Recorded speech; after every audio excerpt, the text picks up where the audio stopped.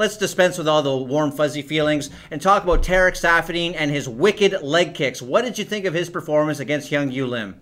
You know, it was pretty typical. You know, I honestly felt like, you know, Saffiedine was going to kind of implement the similar game plan he had when he beat Nate Marquardt, and that's exactly what we saw. I know, obviously, you know, Lim is very aggressive. He's a guy that you have to watch out for, and he was landing those shots. And I mean, there were times in that fight where it could have gone either way, but props to Saffiedine. Great game plan. You know, came out the leg kicks, really did an excellent job as far as utilizing that game plan.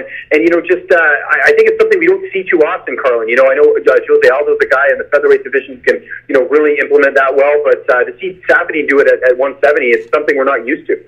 You just see him just chopping down his opponents like that. Were you a little disappointed that he didn't seem to put his foot on the gas a little more when it looked like he had Hyun Gyu Lim in a lot of trouble and maybe could have put him away? Of course, yeah, and I think I was like most. You know, you could tell he was just going in there and trying to win all 5 rounds, and you know, props to him. I mean, he's had a bit of an an injury, you know, the last couple of years, and you know, his UFC debut is delayed. So, a guy looking for his first UFC win, I think he played it safe. But hey, at the end of the day, he's still employed by the UFC, and that's kind of the main thing. And I think, honestly, I think it was a smart game plan for him. And you know, you can't go in there and brawl with a guy like Lim, who's obviously very dangerous.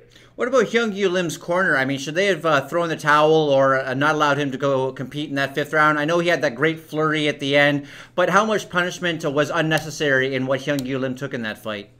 No, I didn't have a problem with it. I think that, you know, there were, I think, you know, when it comes to your legs and everything else, it's not like he was, you know, not able to see. I think, you know, while he couldn't move as well as he would have liked, he still could have punched and stuff. So I think it would have kind of lost some luster in the fight if they would have stopped it early. But I didn't have a problem with him continuing.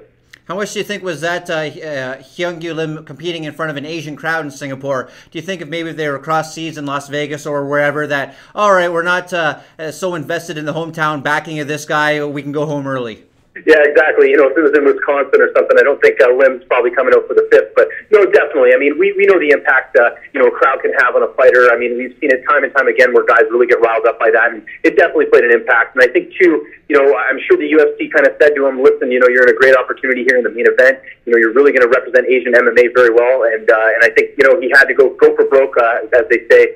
And he definitely did that. A lot of people know who this guy is after his fight on Saturday.